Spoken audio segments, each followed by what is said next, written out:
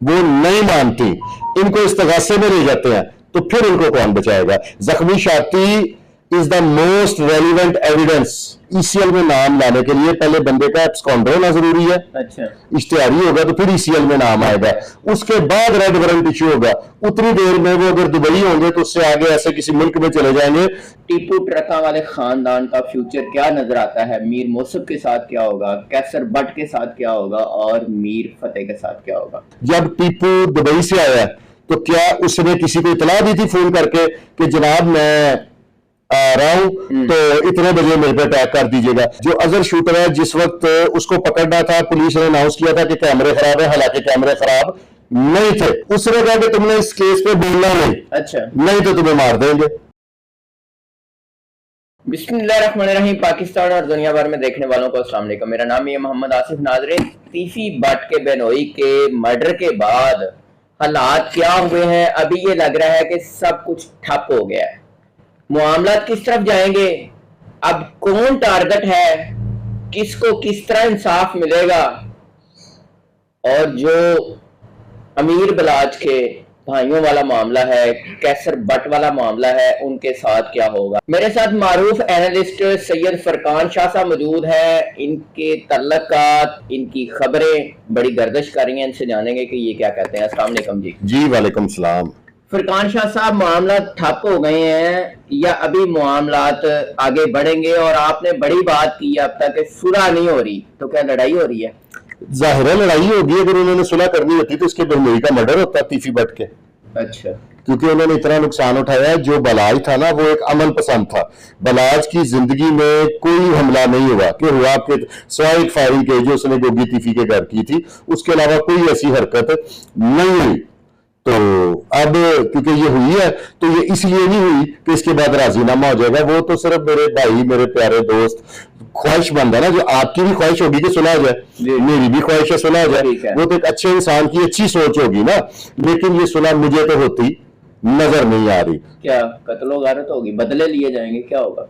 फिलहाल तो दोनों ही जो है ना वो आउट ऑफ कंट्री चले गए हैं। इनके मोस्ट ऑफ द पीपल, लोग मुझसे सवाल कर रहे थे कि आप मुझे ये बताएं कि ये कैसे बाहर चले गए, इनका तो ईसीएल में नाम नहीं है। ईसीएल में नाम लाने के लिए पहले बंदे का एब्सकॉन्डर होना जरूरी है। अच्छा, इश्तिहारी होगा तो फिर ईसीएल में नाम आएगा, उसके बाद रेड वारंट इश्यू होगा। उतनी देर में वो अगर दुबई होंगे तो उससे आगे ऐसे किसी मुल्क में चले जाएंगे जहां से उनको हमारी नई एग्रीमेंट या ट्रीटी नहीं है, वो हमारा मुल्जम हमें नहीं देंगे। फिल वक्त जो ये खामोशी है ना, ये किसी खतरनाक तूफान का पेशखम है। समुद्र में भी जब तूफान आता है ना, उससे पहले एक पिन ड्रॉप साइलेंस हो जाती है। अच्छा, उसके बाद फिर अच्छा, हंगामा होता है। अभी आपको टीपू ट्रका वाले खानदान का फ्यूचर क्या नजर आता है? मीर मौसफ के साथ क्या होगा, कैसर बट के साथ क्या होगा, और मीर फतेह के साथ क्या होगा? आप तो पहले भी तशरीफ लाए थे, आपसे मेरी मुलाकात हुई थी, हमने गुफ्तगू की थी, तो उसमें मैंने कहा था अब ये डर्टी गेम है ना। आप ये मुझे बताएं कि तीफी बट के बहनोई का मर्डर हुआ ना, तीफी बट साहब के इंटरव्यू में एक में मैंने सुना, उन्होंने फरमाया है कि मेरे घर का मच्छर कोई नहीं मार सकता। आपने के सुनने में आया ये बात के वाले से? हाँ जी, किसी भी वाले से। तो उसका वो वाला बहनोई फौत हो गया जिसके साथ उनका प्यार था, उनकी खाला का बेटा था। दूसरा, अगर अड्डे वाली जो पार्टी है, ये मीर मसहब जब बैरिस्टर बन के आया, वो यहाँ पे कत्ल गारत करने आया था। वो तो उसके गले में ढोल बज गया ना, वो तो लोगों के मसाइल उसके गले में ढोल पड़ गया। अब उस बेचारे को बजाना पड़ रहा है। तो बेसिक जॉन सा है ना ये।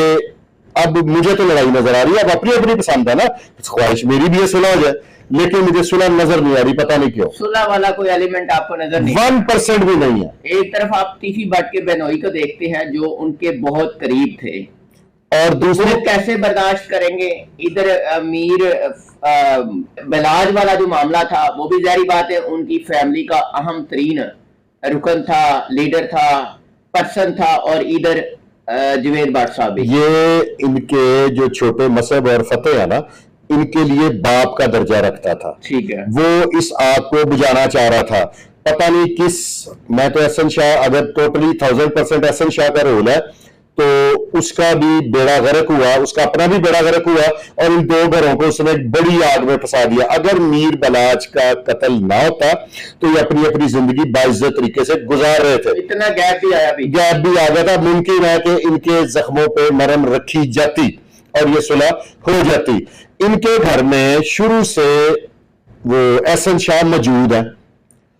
जब बिल्ले ट्रकों वाले का हर दौर में ने इनके करीबी ने एहसन शाह का किरदार अदा किया। जब बिल्ले ट्रकों वाले का मर्डर हुआ तब बिल्ले ने इनको टेलीफोन किया था, उसको नीफा एंड कंपनी को, कि मैं बाहर इतने बज के इतने मिनट पे 4 पे बैठूंगा और बगैर गनमैनों पे बैठूंगा। जब टीपू दुबई से आया तो क्या उसने किसी को इतला दी थी फोन करके कि जनाब मैं आ रहा हूं तो इतने बजे मेरे पे अटैक कर दीजिएगा? तब भी एहसन शाह थे। और ये बड़ी पुलिस की एक मैं कहूंगा कि एफिशिएंसी है कि इस दफा वाला एहसन शाह पकड़ा गया और अनाउंस कर दिया कि ये एहसन शाह ये है, ये नहीं है। इसके अलावा भी एक आधे और साहब थे जो बाहर आ गए जिन्होंने उन एहसन शाह को मिलवाया था टीवी से, उनकी जमानत भी हो गई है और वो बाइज्जत जिंदगी गुजार रहे हैं। कैसर बट और मीर फतेह के हवाले से क्या कहेंगे? उनका इसमें कोई किरदार नजर आ रहा अभी तक? वो तो पुलिस ही बताएगी ना कि पुलिस ने तो अभी तक कहा है कि नहीं किरदार, अगर तो उड़ती उड़ती बातें। लेकिन आपकी सारी बात बजाय पुलिस बिल्कुल कह रही होगी। जाहिर है उनके पास जो एविडेंस है मेरे और आपके पास तो नहीं हो सकता। कोई ऐसी बात नहीं आई कि जिसमें कड़ियां कोई किसी ने अनाउंस किया हो कि उनके साथ पुलिस की अब स्ट्रेटेजी चेंज है। ठीक है, जो अजहर शूटर है जिस वक्त उसको पकड़ना था पुलिस ने अनाउंस किया था कि कैमरे खराब है, हालांकि कैमरे खराब नहीं थे। ठीक है, पुलिस अब अच्छी स्ट्रेटेजी से खेल रही है, अच्छी पॉलिसी है। इसका फायदा यह है कि क्रिमिनल तक पहुंच जाती है ना। तो लेकिन मेरी एक अपनी नाकसी राय है। एक थे इम्तियाज बल्ली डीएसपी, आपने नाम सुना होगा। उनके खिलाफ 18 साल इस्तगासा चला है, असलम बस्से वाला। ठीक है, एग्री करते हैं आप? अगर ये इन मुलजिमों को पुलिस डिस्चार्ज भी कर देती है, मेरी अपनी राय है ना, देखिए आपने मेरी राय मांगी है तो मैं अपनी राय बता रहा हूं। पुलिस इनको अगर डिस्चार्ज भी कर देती है, अगर वो जो बेवा खतून है वो नहीं मानती, इनको इस्तगासे में ले जाते हैं, तो फिर इनको कौन बचाएगा? जख्मी शाती is the most relevant evidence और she was present at time of occurrence. तो उसको कैसे डिनाई करेगी कोर्ट के ये झूठ बोल रही है? नहीं, उसको नहीं करेगी, उसको इंपॉर्टेंस दी जाएगी। तो वो अगर नहीं एग्री करते, पुलिस की जरूरी तो नहीं है ना कि पुलिस मुलजम या मुद्दई पार्टी पुलिस की तफ्तीश से एग्री करे, ऐसी मुमकिन है? पुलिस के बदनाम होने की बेसिक वजह पुलिस से ज्यादा करप्ट डिपार्टमेंट है हमारे लाहौर में, पाकिस्तान में। पुलिस ज्यादा बदनाम इसलिए है कि इसने 2 पार्टियों को डील करना है। जब 2 को डील करना है तो एक को उसने क्लियर करना है, दूसरे के खिलाफ जाना है। तो वो एक फैमिली जो खिलाफ जाती है ना, वो फिर पुलिस का बाहर आके ढोल बजाती है। अगर ये मदनी पार्टी जावेद भट्ट कंपनी नहीं एग्री करते कि ये नहीं हमारे ये मुलजम है, तो फिर आप मुझसे ज्यादा समझ रखते हैं, कवानीन को मुझसे बेहतर समझते हैं। आप मुझे बताएंगे कैसे क्लियर होंगे, उनका क्या फ्यूचर होगा? नहीं होगा, क्योंकि नामजद मुलजम है ना, नामजद पहचानने वाली पोजीशन में। चौधरी अरशद मीन के कत्ल केस में फवाद सदीक और इस तरह के 1-2 और बंदे थे।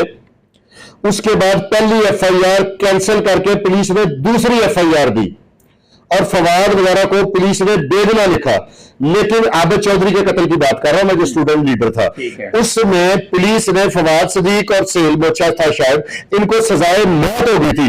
इनको सुलह करके माफी मांग के या जैसे भी अंडरस्टैंडिंग दोस्तों ने करवा दी तो ये बाहर आए थे, हालांकि पुलिस ने लिख पढ़ के बेगुनाह कर दिया था। नाज़रीन, तमाम वो लोग जो टीसी भट्ट के चाहने वाले हैं या अमीर बलाज टीपू के चाहने वाले हैं, वो सब यही कह रहे हैं कि इनको सुलह करनी चाहिए। ज्यादातर लोग यही कह रहे हैं और यही ख्वाहिश का इजहार कर रहे हैं कि सबकी सुलह होनी चाहिए, लाहौर में अमन व अमान होना चाहिए। आप लोग भी अपनी राय का इजहार कीजिएगा। अब अच्छा फरकान शाह साहब, आपको कोई धमकियां शमकियां भी बड़ी मिल रही हैं? हाँ जी, मैंने वो नंबर आपको भी दिया है। क्या धमकी मिली है? उसने कहा कि तुमने इस केस पे बोलना नहीं। अच्छा, नहीं तो तुम्हें मार देंगे।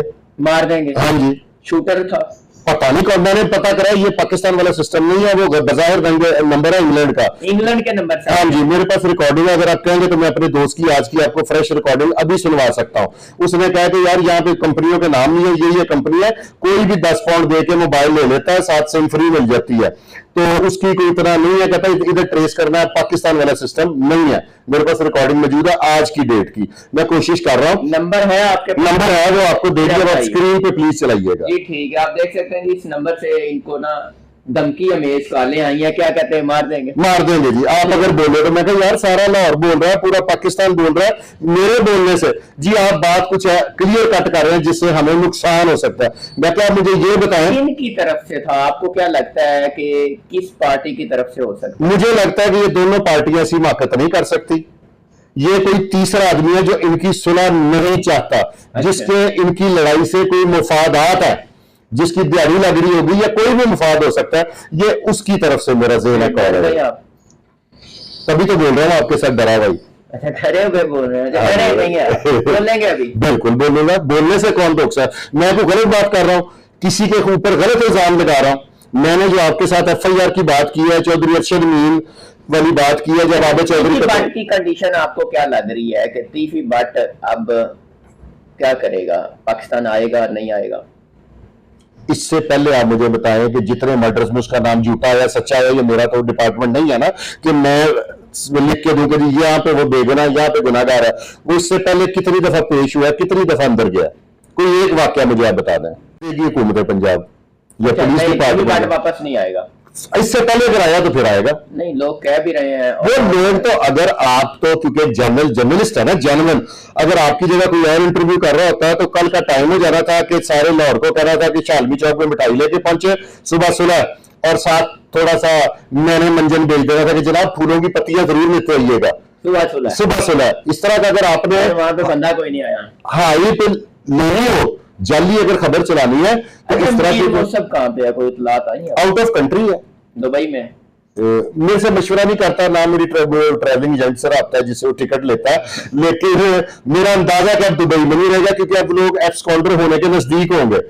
अगर हुए नहीं है ना तो हो जाएंगे। आरिफ का क्या सीन हो? आरिफ का कोई सीन सामने आया, कोई आपके जराए बताए? आरिफ को अगर मेरा एक अंदाजा है, देखे ना एक राव है, जैसे खुर्रम इजाज ने टीपू का मर्डर किया था, उसने ये कहा था कि इसका मेरे भाई के मरने में हाथ था, मैंने उसका बदला लिया, ऐसे ही कहा था। अगर ये आरिफ आके कह देता कि मैं और बलाल इकट्ठे और ये जेल में इकट्ठे रहे हैं, जब उसने फायरिंग की थी ना पीसी पर उसके घर, वो आके ये बयान दे रहे कि जी मेरा तो जाती वार था तो मैंने मारा, तो फिर ये कहां खड़ा बलाल जो मुलजम कैसे बने, वो मसब कैसे मुलजम बनाएंगे? फिर मसब जो है वो फ्री हो जाएगा। लेकिन फतेह और बात मेरी वही है कि अगर मजरूब जख्मी छाती वाली जो मेरी बात है ना, जख्मी छाती अगर स्टैंड ले जाती है खतून, और मेरा अंदाजा कि वो स्टैंड लेंगी, वो एक मजबूत खतून है जिस औरत के खामद की डेड बॉडी स्टीयरिंग पे पड़ी है, उसको खुद को गोलियां लग गई हैं और वो लोगों से बड़ी मजबूत आंखों में आंखें डाल के बात कर रही है। मुझे नहीं लगता वो औरत बैक स्टेप पे जाएंगी, मेरा अंदाजा है। बहुत शुक्रिया जी। नाज़रीन, आप देखते हैं कि मामला किस तरफ जाते हैं। इजाजत दीजिए, अल्लाह ने के बाद।